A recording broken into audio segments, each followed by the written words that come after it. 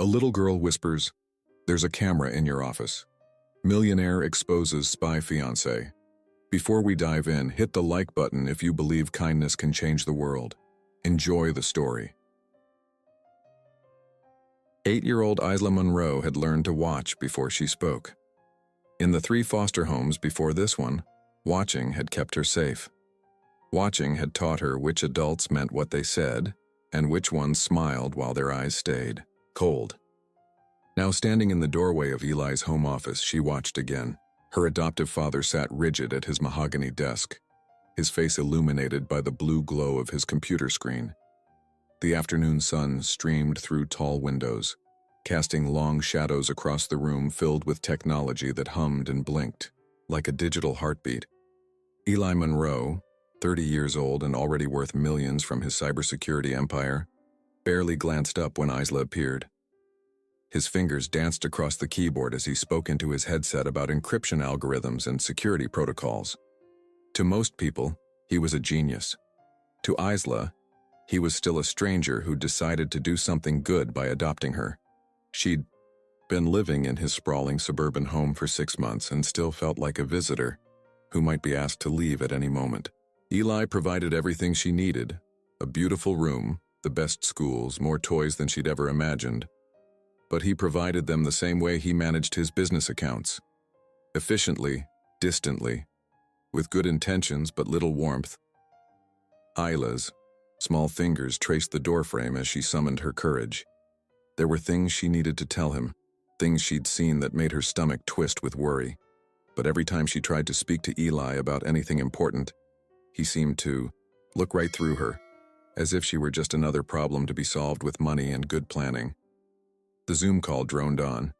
Eli discussed firewalls and data protection with faceless executives, while Isla shifted her weight from foot to foot. She'd been standing there for 10 minutes, waiting for him to notice her, when something made her step forward. Later, she wouldn't be able to explain what gave her the courage. Maybe it was the way the light caught something small and black tucked behind the gilt-framed painting Sabrina had given Eli last month. Maybe it was the memory of her mother's voice, telling her that truth was more important than politeness. Or maybe it was simply that 8-year-old hearts know things that 30-year-old minds have forgotten. Isla walked to Eli's chair and gently tugged on his sleeve. He held up one finger without looking at her, the universal adult signal for wait. But Isla had waited long enough. She tugged again, more insistently. "Just a second, sweetie," Eli murmured, still focused on his screen. This time, Isla didn't wait. She leaned close to his ear and whispered the words that would change everything. "There's a camera in your office, but it's not yours." The effect was immediate and electric. Eli's fingers froze above the keyboard. His entire body went rigid, as if he'd been struck by lightning. The executive on the Zoom call continued talking about quarterly projections, but Eli heard nothing except the echo of those 8 words from the small girl beside him. "Gentlemen, I need to call you back," he said abruptly, ending the meeting, without explanation. The room fell silent except for the gentle hum of electronics and the thundering of Eli's heartbeat. He turned to look at Ela, really look at her, perhaps for the first time since she'd arrived. Her brown eyes, usually so quiet and watchful, now blazed with urgency. "What did you say?" he asked, though he'd heard her perfectly. "There's a camera in your office," Isla repeated, pointing toward the painting above his bookshelf. "Behind the gold frame. I've been watching it blink at night when you're not here." Eli followed her gaze to the expensive oil painting Sabrina had insisted on buying for him last month, a romantic landscape of rolling hills and wildflowers. "To brighten up your workspace," she'd said with her devastating smile. "Every successful man needs beauty in his environment." His mouth went dry as puzzle pieces began clicking into place with mechanical precision. Sabrina's sudden interest in his work schedule, her habit of tidying his office while he was on calls, the way she always seemed to know exactly when he'd be working late, arriving with coffee and kisses at precisely the right moments. "How long have you been watching it?" he asked Isla, his voice barely above a whisper. "Since she hung it up," Isla said simply. "I use my tablet to scan for signals when I can't sleep. There are lots of them in the house now, But that one's different. It's not connected to our network. Eli stared at this small girl who just turned his world upside down with a single sentence. In 6 months of living together, they'd barely had a real conversation. He'd hired the best nannies, enrolled her in the most prestigious schools, bought her everything a child could want. But he'd never really listened to her. He'd never imagined that behind those quiet, watchful eyes was a mind sharp enough to detect surveillance equipment that he, a cybersecurity expert, had missed entirely. The weight of what she was telling him began to settle like ice in his chest. If there was a camera, if someone was watching, if Sabrina was involved, the prototype security algorithm he'd been developing, worth potentially hundreds of millions of dollars, sat on the very computer he used every day in this room. Isla, he said, and for the first time, he truly saw her.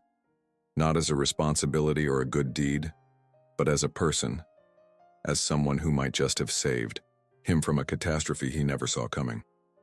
"We need to talk." Isla's revelation hung in the air between them like smoke from a fire that had just begun to burn. Eli pushed back from his desk, his mind racing through implications and possibilities, while the 8-year-old girl who'd just potentially saved his empire waited patiently for him to process what she'd told him. "Show me," he said finally.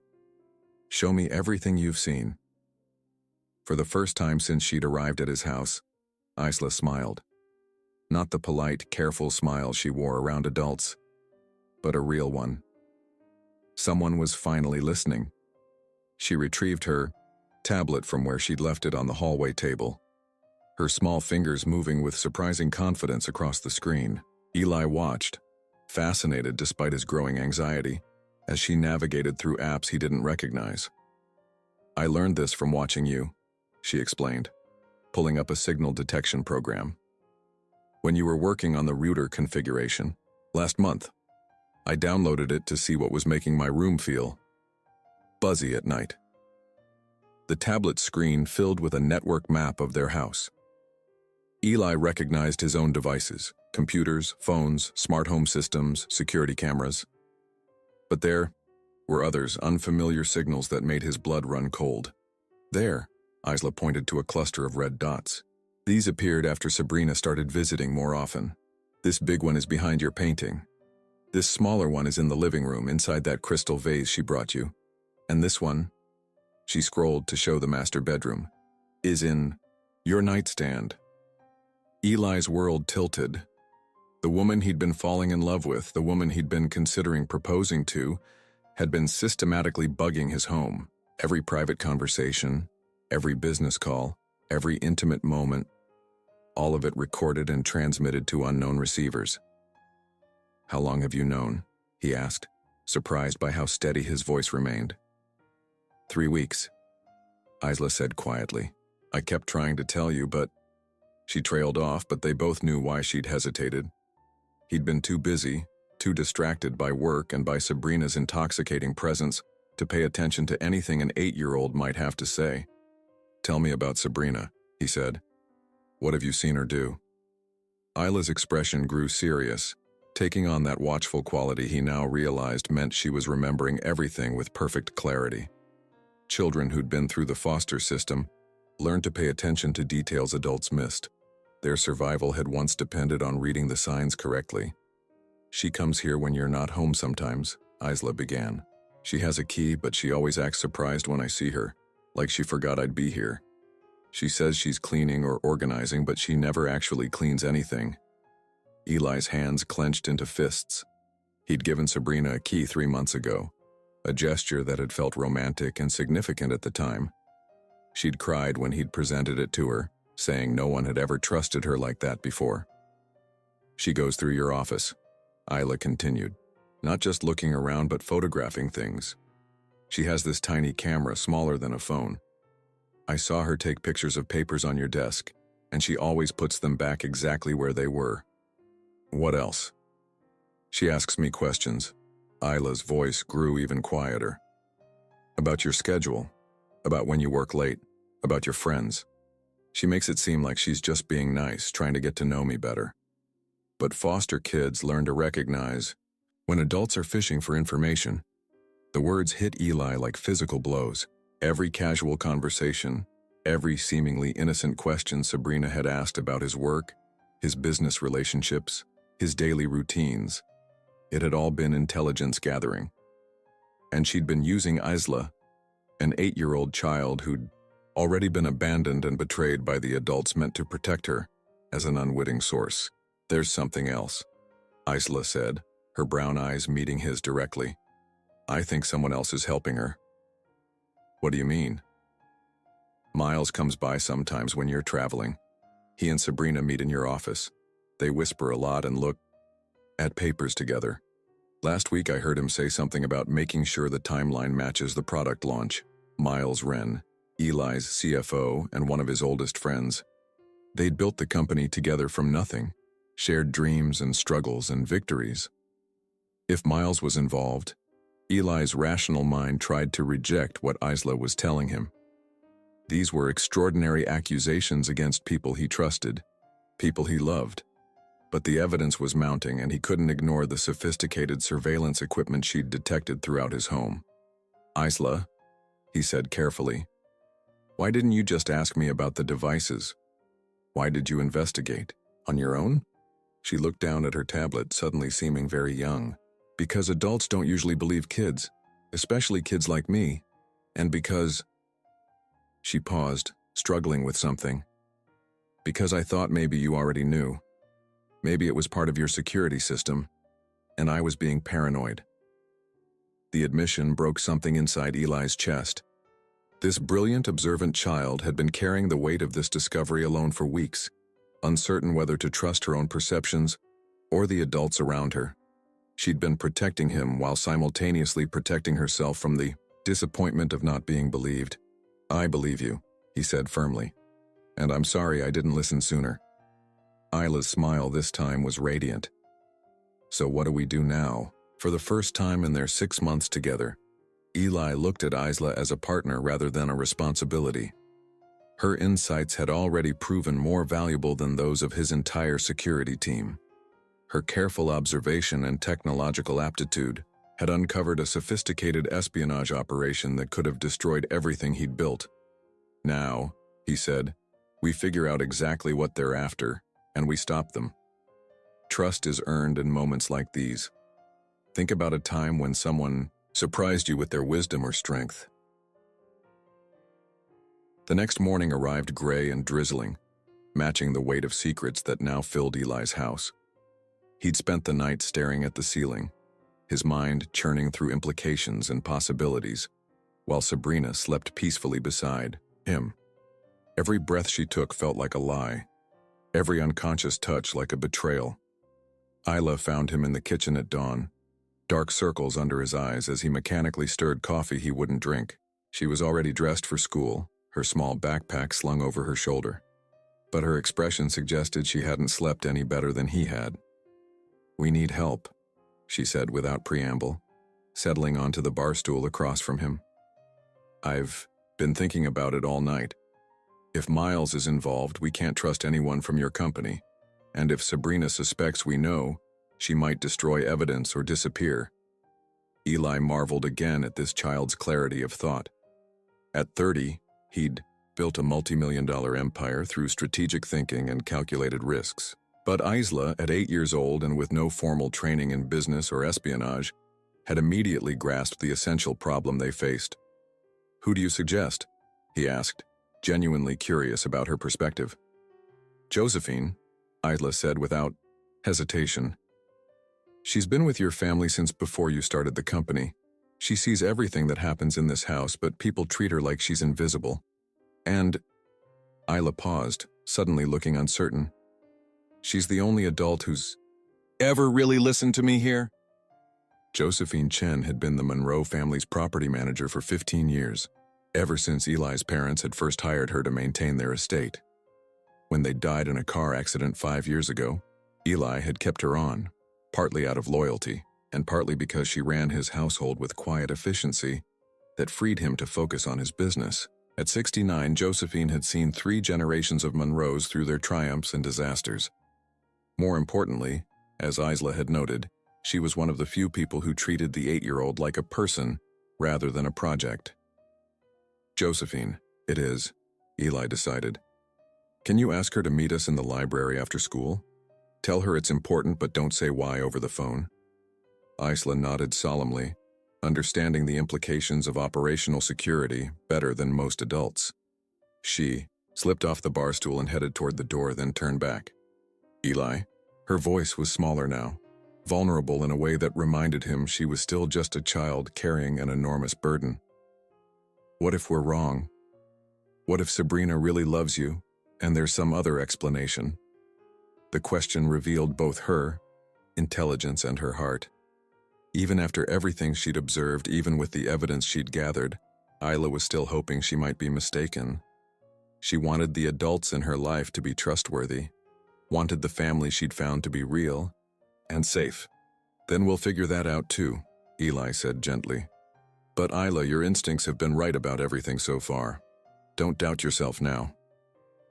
That afternoon, the three of them gathered in Eli's home library, surrounded by shelves of books that represented decades of accumulated knowledge and wisdom. Josephine listened without interruption as Isla and Eli laid out their discoveries, her weathered hands folded calmly in her lap, her dark eyes sharp and alert behind wire-rimmed glasses. When they finished, she sat quietly for a long moment, processing everything they'd told her. I've been wondering about Miss Sabrina for weeks, she said finally, her accented English precise as always. Little things that didn't quite add up. She knew too much about your business schedules, seemed too interested in details about your friends and associates, and she has a way of watching people when she thinks they're not looking. What kind of watching? Eli asked. The kind that measures and calculates, Josephine replied. I've seen it before in people who aren't what they pretend to be. She studies you, Mr. Eli, studies this house, studies your routines. It's not the way someone in love observes their partner. It's the way someone gathers intelligence. Isla leaned forward eagerly. You've noticed other things too, haven't you? Josephine smiled at the girl with genuine affection. You see everything, don't you, little one? Yes, I've noticed other things. Phone calls she takes in her car after visiting. The way she's always here during important business calls even when she claims to be busy elsewhere. And yesterday, I found her in your father's office at 6 in the morning, supposedly looking for a book. At 6 a.m.? Eli's voice sharpened. She said she couldn't sleep and wanted to borrow something to read, but she was standing by your computer, not near the bookshelves, and she looked startled when I appeared. Guilty. The three of them sat in heavy silence as the weight of accumulated evidence settled around them. Separately, each observation might have been explained away. Together, they painted a picture of systematic deception and surveillance. So what's our next move? Josephine asked. And Eli realized she'd automatically positioned herself as part of their team. This elegant, dignified woman who'd spent decades managing households and keeping family secrets was ready to help them expose a conspiracy that threatened everything they held dear. We need proof, Eli said. Real evidence that will hold up, if this goes to court or gets reported to the authorities. And we need to find out who she's working for and what they're really after. I can help with that, Isla said quietly. The surveillance devices she planted, they work both ways. If I can access their signals, I might be able to trace where they're transmitting to, maybe even intercept what they're sending. Both adults stared at her in amazement. This 8-year-old girl was proposing to conduct counter-surveillance operations that would challenge experienced intelligence professionals. Where did you learn to do that? Josephine asked gently. Isla shrugged, suddenly looking embarrassed. I read a lot. And I watch you work, she said to Eli. Your cybersecurity programs aren't that different from the apps kids use to monitor network traffic for gaming. I just adapted them. Eli felt a surge of something that might have been pride, followed immediately by protective worry. Isla's capabilities were remarkable, but she was still a child who'd already been through too much. The last thing he wanted was to put her in danger. Absolutely not, he said firmly. This is getting too dangerous for you to be involved. Isla's expression shifted, her eyes flashing with the stubborn determination he was beginning to recognize as purely her own. "I'm already involved. I'm the one who discovered this. And I'm the only one who's been successfully watching them without being detected." "She's right," Josephine said quietly. "And more than that, she's been keeping herself safe in this house for months while observing things the rest of us missed. Isla isn't just smart, Mr. Eli. She's careful. She's survived situations that would break most adults." Eli looked between these two females who'd somehow become his most trusted allies in the space of 24 hours. An 8-year-old girl with the observational skills of a trained spy and the moral clarity of someone who'd learned to distinguish truth from deception through necessity. And a 69-year-old woman who'd spent decades watching and protecting, who understood loyalty and recognized threats with the wisdom of experience. "All right," he said finally, "but we do this together. No one takes risks alone. We watch out for each other." Isla's smile lit up the room. "So we're like a real family now?" The question caught Eli off guard with its simple directness. Family. Not the arrangement of convenience and obligation he'd thought he was providing, but something real and chosen and mutual. "Yes," he said, and meant it completely. "We're like a real family now. Sometimes the most unlikely allies become the strongest. Teams. Who has stood beside you when it really mattered?" 3 days later, their carefully laid plans collapsed like a house of cards in a hurricane. Eli stood in his office, holding the tiny surveillance device Josephine had carefully extracted from behind Sabrina's painting, while his world tilted on its axis. The evidence was undeniable now. A sophisticated piece of equipment worth thousands of dollars, broadcasting on encrypted frequencies to receivers they'd traced to a location downtown. But when he'd confronted Sabrina with it an hour ago, expecting guilt or confession or at least surprise, she'd looked at him with such genuine confusion and hurt that he'd begun to doubt everything. "You think I'm spying on you?" she'd whispered, tears gathering in her green eyes. "Eli, how could you even imagine I'd do something like that?" Her reaction had been so perfect, so utterly believable that for a moment he'd wondered if they'd made a terrible mistake. Sabrina was an actress by training, he reminded himself, a media expert who understood exactly how to manipulate emotions and perceptions. But the pain in her eyes had seemed so real. "Maybe there's another explanation," he'd found himself saying, hating the uncertainty in his own voice. "Maybe someone else planted these devices, someone trying to frame you or destroy our relationship." Sabrina had thrown herself into his arms then, sobbing against his chest, whispering about how scared she was that someone was targeting them, how grateful she was that he was willing to consider her innocence. And that's when Isla had walked into the room. The 8-year-old had taken one look at the scene, Sabrina crying in Eli's arms, the surveillance device abandoned on his desk, and her face had gone completely blank. Not hurt or disappointed, but empty. Shut down. It was an expression Eli recognized from their first few weeks together, when she'd still been braced for rejection and abandonment. "Isla, sweetheart," he'd started, but she'd turned and walked away without a word. Now, an hour later, he couldn't find her anywhere in the house. Josephine was searching the grounds while he combed through every room, calling her name, growing more frantic with each empty space. He found her finally in the last place he thought to look, the small storage room behind the garage where they kept holiday decorations and forgotten furniture. She was curled up behind a stack of boxes, her tablet clutched against her chest, her face streaked with tears she'd tried to wipe away. "Isla." He sank down beside her, his heart breaking at the defeat in her small frame. "Talk to me, sweetheart."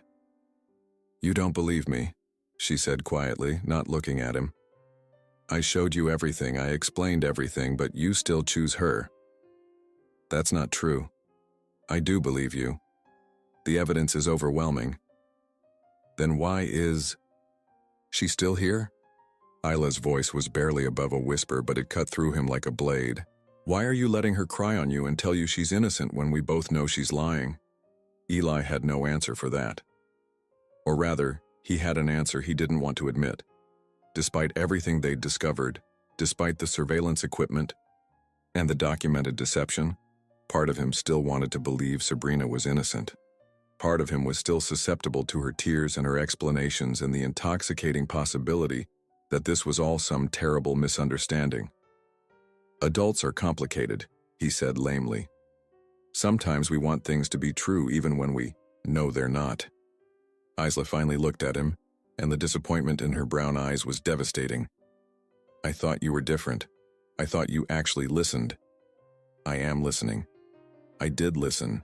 No, she said with the terrible clarity of a child who'd been let down too many times. You listened to what I said, but you didn't believe it was more important than what you wanted, just like all the other adults. She was right, and they both knew it. Eli had spent his entire adult life making hard decisions based on evidence and logic, cutting ties with people who threatened his business or betrayed his trust. But when it came to Sabrina, when it came to his own emotional needs and desires, he'd wavered. He'd allowed doubt to creep in, not because the evidence was weak, but because accepting it would mean losing something he desperately wanted to keep. You're right, he said quietly. You're absolutely right, and I'm sorry. Isla studied his face with those two wise eyes. Are you sorry enough to do something about it? What do you mean? I mean, Sabrina is still in our house right now, probably, planting more devices or stealing more information while we're out here talking. I mean, Miles is probably getting a report from her tonight about how successfully she handled your suspicions. I mean, they're going to keep doing this until they get whatever they came for, and then they'll disappear and leave us with nothing. Eli felt something shift inside his chest, a hardening of resolve that reminded him why he'd been successful in business for so long. Isla was right. While he'd been wrestling with his emotions and hoping for impossible explanations, the people who'd betrayed them were probably making their final moves. What do you need me to do? He asked. I need you to trust me, Isla said simply. Not just believe me, but actually trust me enough to let me help catch them. I've been working on something while you were figuring things out. She opened her tablet and showed him a screen full of data streams and network traffic that looked like something from his own cybersecurity programs. I've been monitoring their communications for the past 3 days. They're planning something big for tomorrow night, something called final extraction that involves your prototype algorithm. How do you know all this? Because I hacked their surveillance system, Isla said matter-of-factly. The same way they've been watching us, I've been watching them. And Eli? Her voice grew harder, more determined than any 8-year-olds should ever need to be. They're not just stealing your algorithm. They're planning to destroy your reputation by making it look like you sold it voluntarily. Miles has been preparing documents that make you look like a willing collaborator. The final piece of the puzzle clicked into place with crystalline clarity. This wasn't just industrial espionage. It was character assassination designed to destroy him completely while enriching his enemies. And he'd almost let it happen because he'd been too emotionally compromised to trust the one person who'd been trying to save him. Eli looked at this remarkable child who'd been abandoned by multiple families, who'd learned to read deception and betrayal in adults' faces as a survival skill, who'd used her pain and experience to develop instincts that had already saved him once. I trust you, he said, and this time he meant it completely. What's the plan? Isla's smile was fierce and determined. We're going to give them exactly what they want, and when they take it, we're going to be ready. The hardest lessons come when we realize our hearts and our minds are telling us different things. Have you ever had to choose between what you wanted to believe and what you knew was true? The truth came in fragments over the next 18 hours, each piece more damning than the last. Josephine found the first breakthrough while sorting through financial records she'd quietly been investigating. Miles Wren, Eli's trusted CFO and supposed best friend, had received 3 separate wire transfers totaling $200,000 over the past 6 months. The money had come from shell companies ultimately traced to Apex Industries, Eli's biggest competitor in the cybersecurity market. He's been selling you out from the beginning, Josephine told Eli grimly as they huddled around her laptop in the library. Every business strategy, every client meeting, every product development timeline, he's had access to all of it, but It was Isla who uncovered the scope of their betrayal. Using techniques that impressed even Eli's professional paranoia, she'd managed to decrypt portions of the communications between Sabrina and her handlers. What they revealed was a conspiracy more sophisticated and cold-blooded than any of them had imagined. "Look at this," Isla said, pulling up intercepted text messages on her tablet. "Sabrina isn't just some corporate spy they hired.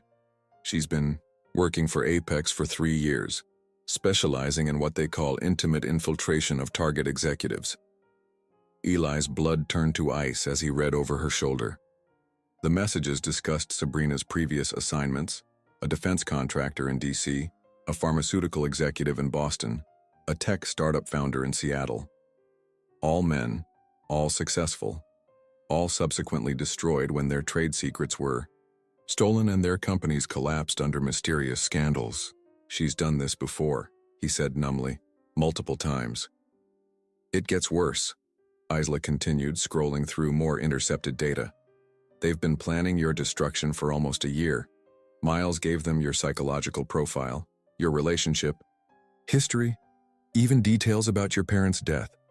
They designed Sabrina's entire persona specifically to appeal to you." The casual cruelty of it stole Eli's breath. Every moment of their relationship had been calculated. Her interest in technology, her admiration for his work, her tears when he'd given her the house key, all of it scripted and performed by a woman who saw him as nothing more than a target to be exploited. But the most chilling discovery was yet to come.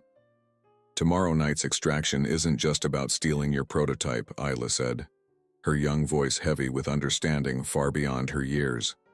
"They're going to frame you for corporate espionage.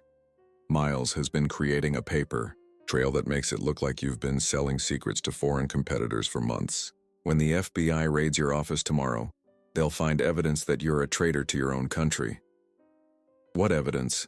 Eli asked, though he dreaded the answer. "Forged documents in your handwriting. Bank accounts opened in your name with suspicious deposits. Communications with overseas buyers that look real enough to fool investigators." Isla's eyes met his directly. "They're not just stealing from you, Eli. They're going to destroy your life so completely that even if you prove your innocence, eventually no one will ever trust you again." Eli sat in stunned silence as the full magnitude of the trap became clear. His business would be ruined. His reputation would be destroyed. He'd likely face federal charges that could put him in prison for decades. And worst of all, Isla would be left alone again.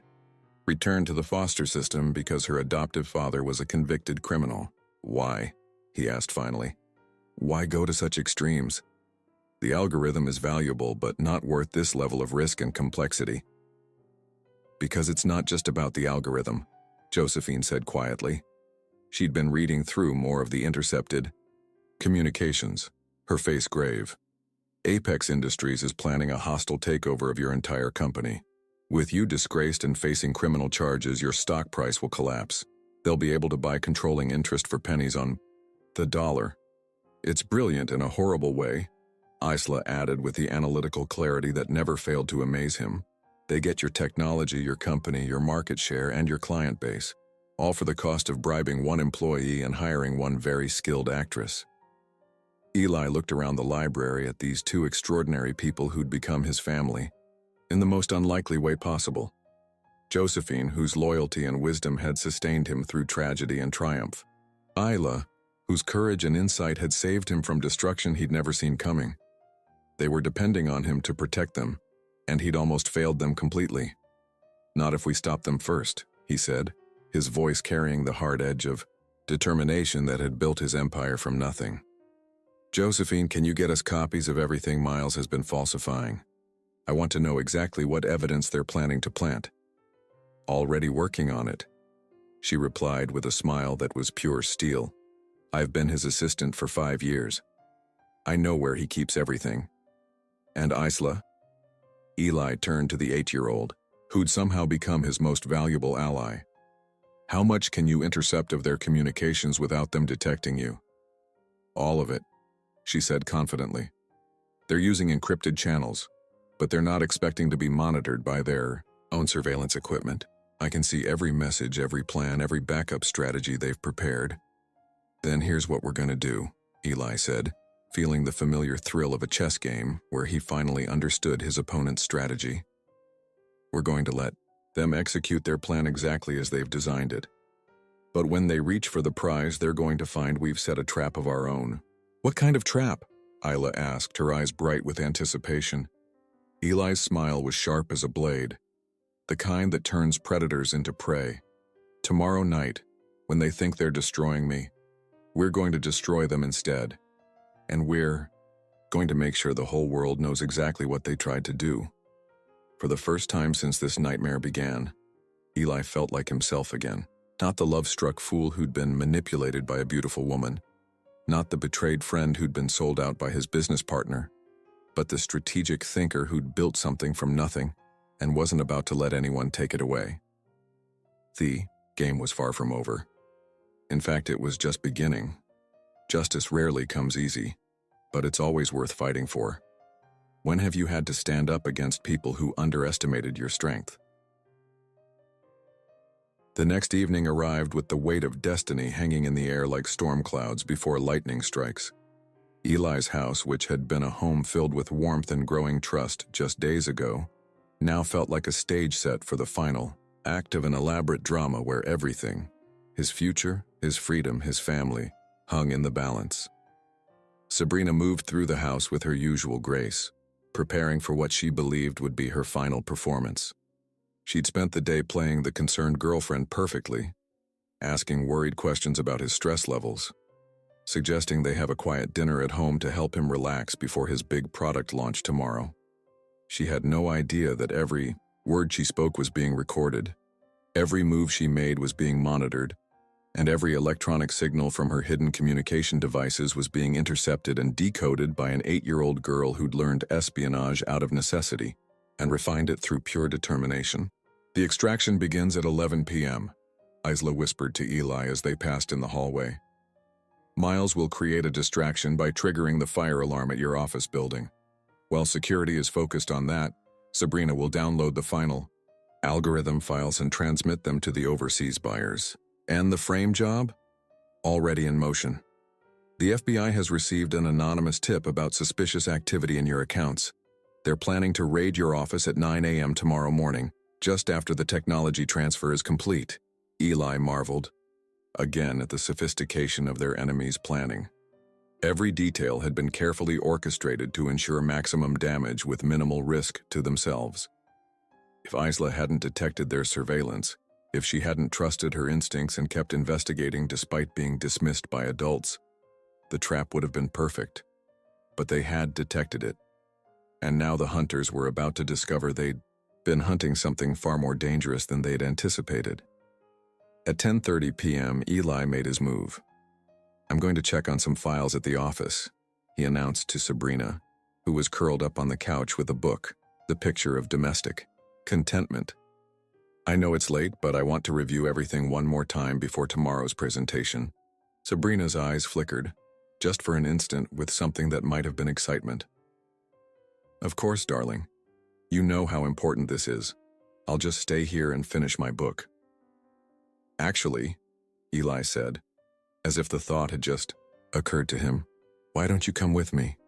I could use the company and you always make me feel more confident. For a split second, Sabrina's mask slipped. Eli caught a glimpse of calculation behind her loving smile, the rapid mental adjustment as she weighed the implications of this unexpected invitation. I'd love to, she said finally, but I'm feeling a bit tired. Besides, you work better when you're not distracted by me. She accompanied this with the sultry smile that had captivated him for months. You're probably right, Eli agreed, leaning down to kiss her forehead. I'll be back in a few hours. He left through the front door, making sure she heard his car start and drive away. But instead of going to his office, he circled back through the woods behind his property and slipped into the house, through the basement entrance Josephine had left unlocked for him. From the hidden observation post they'd set up in the unused maids' quarters, Eli, Isla, and Josephine watched Sabrina spring into action with the efficiency of a trained operative. The moment she was certain Eli was gone, her entire demeanor changed. The soft, loving girlfriend disappeared, replaced by a focused professional who moved with predatory purpose. She retrieved a sophisticated laptop from the hiding place she'd created in the guest bathroom, connected it to Eli's home network, and began what was clearly a well-rehearsed process of data infiltration. "She's good," Isla whispered admiringly. "Watch how she's bypassing the security protocols. She must have been studying your system for months." "Not good enough," Eli replied grimly. "She's downloading from the decoy server we set up this afternoon. Every file she's stealing is either worthless or contains tracking malware that will lead us straight to her buyers." Meanwhile, Josephine monitored communications from Miles, who was indeed at Eli's office building, preparing to trigger the fire alarm that would provide cover for Sabrina's activities. His text messages to his Apex handlers revealed a man convinced he was about to become wealthy beyond his dreams. At 11:15 p.m., everything went according to the conspirators' plan. The fire alarm at Eli's office building created chaos, as security teams responded to what appeared to be a genuine emergency. Sabrina completed her download and began transmitting the stolen files to encrypted servers overseas. Miles prepared to plant the forged evidence that would frame Eli for treason. What they didn't know was that every step of their operation was being broadcast live to a secure government server, where federal agents were recording everything for what would become the most comprehensive case of corporate espionage in recent history. At 11:45 p.m., Sabrina received the text message she'd been waiting for. "Package delivered. Initiate Phase 2. Phase 2 was the destruction of evidence and her own disappearance. Within minutes, she would delete all traces of her activities, plant the final pieces of incriminating evidence against Eli, and vanish forever. By tomorrow morning, she'd be on a plane to a non-extradition country with enough money to live comfortably for the rest of her life. Instead, she found herself looking into the faces of Eli, Isla, and Josephine as they emerged from their hiding place. "Hello, Sabrina," Eli said calmly. "Or should I call you by your real name, Rebecca Santos, age 31, wanted by the FBI for industrial espionage in 4 states." The transformation was instantaneous and chilling. The woman who'd spent months convincing him she loved him disappeared completely, replaced by someone whose eyes held nothing but cold calculation and barely contained rage. "You have no idea what you've stumbled into," she said, her voice carrying an entirely different accent now. "This is bigger than your little company, bigger than your naive understanding of how the world really works." "You're right," Eli agreed. "It is bigger than I understood. That's why the FBI has been recording everything for the past 6 hours. That's why your buyers overseas are actually federal agents conducting a sting operation. And that's why Miles is currently being arrested." At my office building, Sabrina's face went white as the full scope of their counter-operation became clear. "Impossible. We monitored everything. We controlled every variable." "You controlled every variable except one," Isla said, stepping forward with the quiet confidence of someone who'd outmaneuvered adults far more experienced than herself. "You never considered that an 8-year-old foster kid might be smarter than your entire operation." The look Sabrina turned on Isla was pure venom. "You little—" "I wouldn't finish that sentence," Eli interrupted, his voice carrying a warning that made Sabrina take an involuntary step backward. "You're talking to the person who saved my life and exposed your entire criminal network. Show some respect." Outside, the sound of sirens grew louder as federal agents surrounded the house. The trap that had taken months to set was finally springing shut, not on Eli, but on the people who'd tried to destroy him. Justice, Eli reflected, sometimes came in the most unexpected packages. The most satisfying victories are the ones where the underestimated rise up to protect what matters most. 6 weeks later, Eli stood in the courthouse lobby watching Miles Wren being led away in handcuffs, his former CFO and supposed best friend now facing federal charges that would likely keep him imprisoned for the next 20 years. The man who'd helped him build his company from nothing, who'd shared dreams and struggles and what Eli had believed was genuine friendship, had looked right through him as if he were a stranger. Betrayal, Eli had learned, left scars that went deeper than any physical wound. But healing, he was discovering, could come from the most unexpected sources. He looks smaller than I remembered, Isla observed quietly from beside him. At 8 years old, she'd become the star witness in a federal investigation that had unraveled a corporate espionage network spanning multiple industries and several countries. Her testimony had been so clear, so detailed, and so technologically sophisticated that prosecutors were calling it the most compelling evidence they'd ever presented. "People usually do when you see them clearly," Josephine replied, adjusting Isla's new dress. The formal adoption proceedings had concluded an hour ago, and Isla Monroe was now officially, legally, and permanently part of their family. Eli looked down at the adoption certificate in his hands, the legal document that meant far less than the emotional truth they'd all discovered over the past 2 months. Family wasn't about paperwork or blood relations or good intentions. It was about choosing to stand together when the world tried to tear you apart. It was about trust earned through crisis and love proven through action. "So what happens now?" Isla asked, slipping her small hand into his. The gesture was natural now, comfortable in a way that spoke of security and belonging rather than politeness or duty. "Now we go home," Eli said simply. "To our home." The house felt different when they walked through the front door that evening. The surveillance equipment had been removed. The hidden cameras and listening devices that had turned their sanctuary into a stage for deception were gone. But more than that, the very air felt cleaner. Honest in a way it hadn't been since Sabrina had first crossed the threshold with her calculated smiles and scripted affection. They'd redecorated together over the past few weeks, the three of them, choosing new furniture and colors and artwork that reflected who they actually were rather than who they thought they should be. Isla's drawings now hung in frames alongside expensive paintings. Josephine's family photos had places of honor on the mantelpiece. The house had become a home in every sense that mattered. "I have something for you," Eli told Isla as they settled. In the living room with hot chocolate and the comfortable silence of people who no longer needed to perform for each other, he handed her a small wrapped box, watching as her eyes widened with the delight of a child who was still learning that good surprises were possible in her life. Inside was a device that looked like a sophisticated smartphone, but was actually something far more special. A prototype security scanner Eli had been developing specifically for her, incorporating all the techniques she'd used to detect the surveillance equipment that had saved them both. "It's yours," he said. "Your own invention, based on your innovations. I filed the patents in your name." Isla stared at the device, then at him, her brown eyes filling with tears. "Mine? Really mine? Really yours? You're the youngest patent holder in the history of cybersecurity technology. And when you turn 18, the licensing fees will have generated enough money to pay for any college you want to attend." But it wasn't the financial implications that made Isla cry.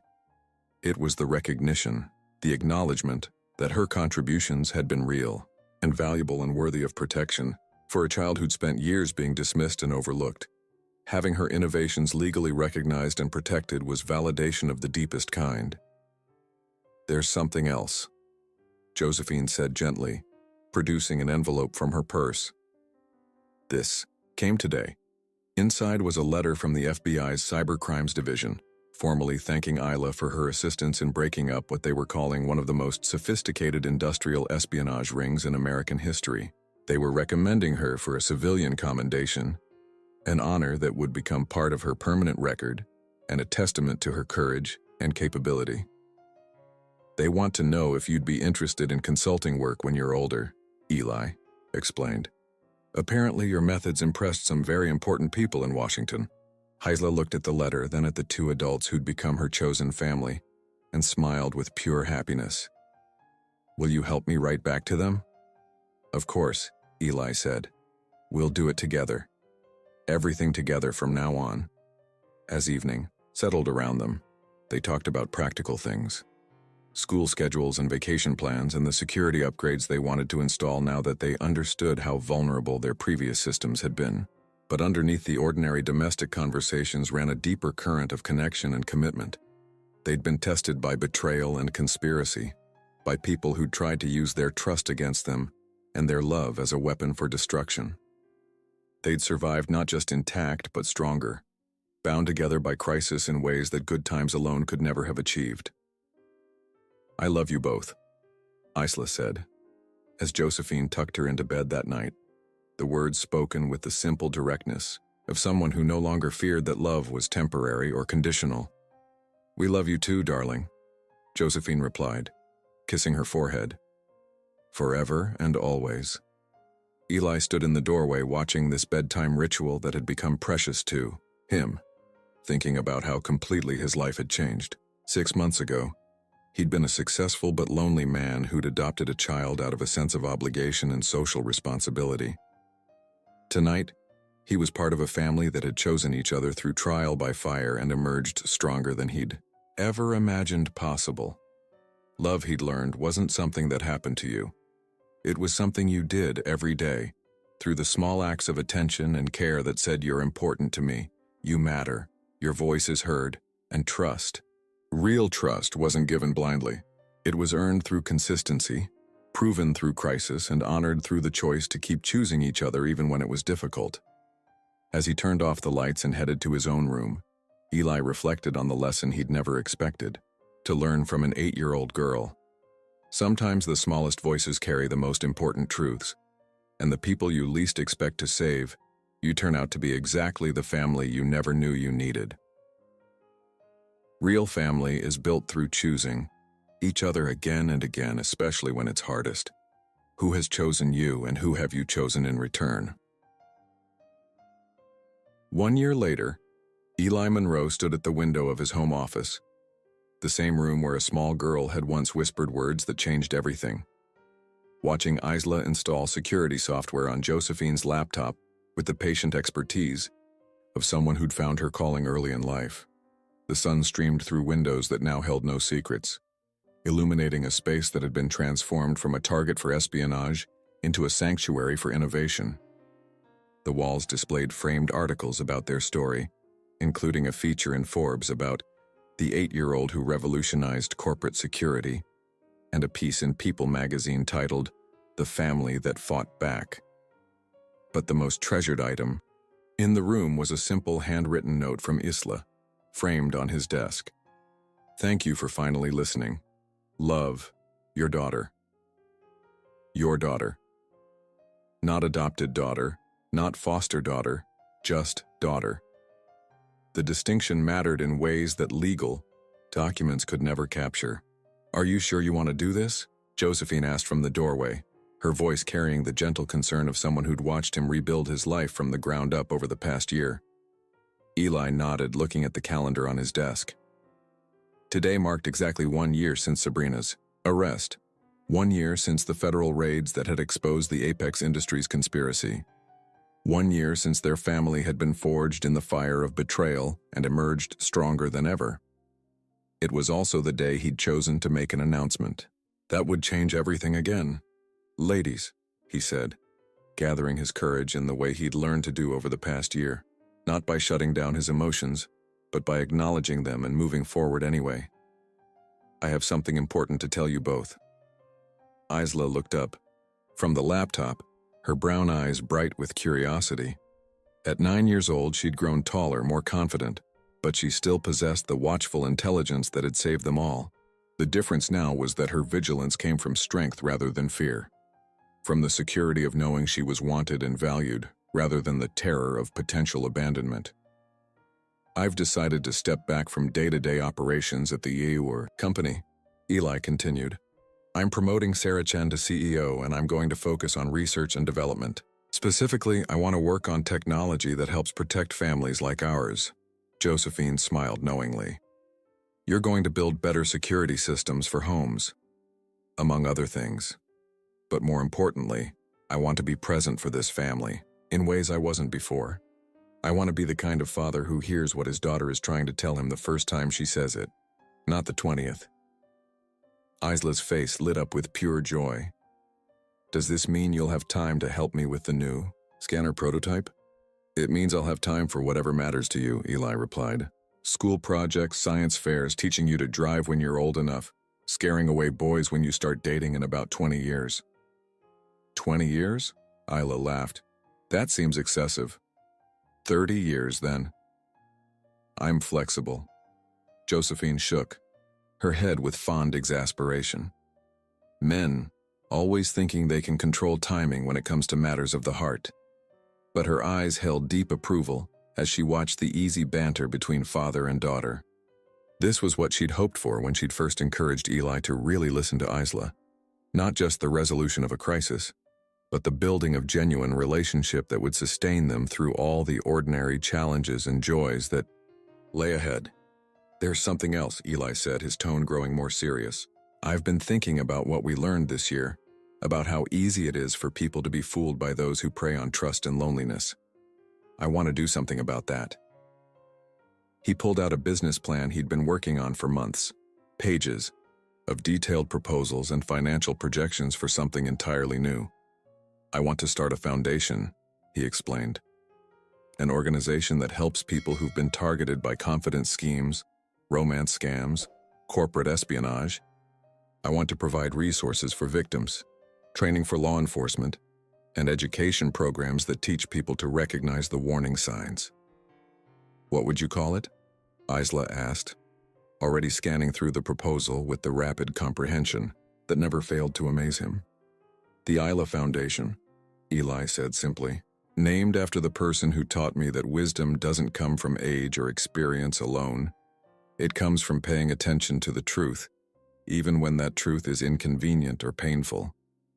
Isla stared at him, speechless for one of the few times in their relationship. The idea that her name would be associated with helping others, that her experience and insights would be used to protect people from the kind of deception they'd faced, clearly overwhelmed her in the best possible way. I think, Josephine said quietly, that sounds like exactly the right way to honor what you've all learned over the following months. As the foundation took shape and began its work, Eli discovered that the lessons Isla had taught him extended far beyond cybersecurity and corporate espionage. She'd shown him that listening, really listening to the people you love, was the foundation of every meaningful relationship. That trust wasn't something you gave automatically, but something you built through consistent actions over time. That family wasn't about who shared your DNA, but about who chose to stand beside you when life tried to knock you down. Most importantly, she'd taught him that some of the most important truths come from the smallest voices.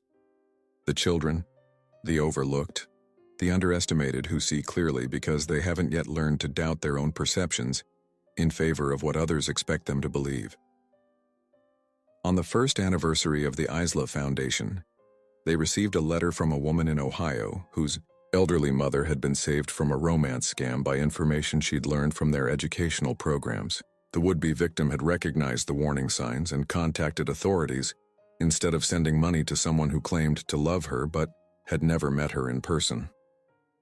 One more family safe, Isla said softly, as she read the letter aloud during dinner that night. One more person who listened to that little voice inside that says something's not right. Speaking of little voices, Eli said, what is yours telling you about your future? You're getting older, developing your own dreams and goals. What do you want to do with all that brilliance of yours? Isla considered the question with characteristic seriousness. I want to keep learning. About technology, about people, about how to protect the things that matter, and I want to help other kids who don't have families yet find theirs, the way I found mine. That sounds like a perfect plan, Josephine said warmly. And you'll always have us to support you, whatever you decide. As they cleared the dinner, dishes together, a family ritual that had become precious to all of them, Eli reflected on how completely his understanding of success had changed. A year ago, he'd measured his worth by profit margins and market share, by the size of his bank account and the recognition of his peers. Now he measured it by Isla's laughter, by Josephine's contentment, by the knowledge that they'd built something real and lasting together. He measured it by the families they'd helped through the foundation, by the young people who'd learned to trust their instincts because of Isla's example, by the simple but profound satisfaction of living a life aligned with his deepest values. That night, As he tucked Isla into bed, a ritual she still treasured despite her growing independence, she looked up at him with those wise brown eyes that had seen too much too early, but had never lost their capacity for hope. "Thank you," she said, simply. "For what, sweetheart?" "For listening, for believing me, for becoming the kind of father who hears what his daughter is trying to tell him." Eli kissed her forehead, his heart full of gratitude for the child who'd taught him that the most important conversations often begin with whispers, and that the smallest voices sometimes carry the greatest wisdom. "Thank you," he whispered back, "for teaching me how to listen." Outside, the world continued its complex dance of joy and sorrow, triumph and betrayal, connection and loss. But inside their home, three people who'd chosen each other slept peacefully, protected not just by sophisticated security systems, but by the deeper security of being known, valued, and loved exactly as they were. And in the morning, they would wake up together, ready to face whatever challenges came their way, secure in the knowledge that some families are built through crisis and strengthened through choice, and that the most powerful force in the world is a small voice speaking truth. To those wise enough to listen, your voice matters no matter how small it might seem. Your instincts are valuable, your observations important, your truth worth sharing. Don't let anyone convince you otherwise. If this story touched your heart, share it with someone who needs to remember that they're seen, heard, and valued. Like this video if you believe in the power of chosen family, and subscribe for more stories that celebrate the strength found in unexpected places. Sometimes the person who saves us is the one we least expect, and sometimes that person is ourselves.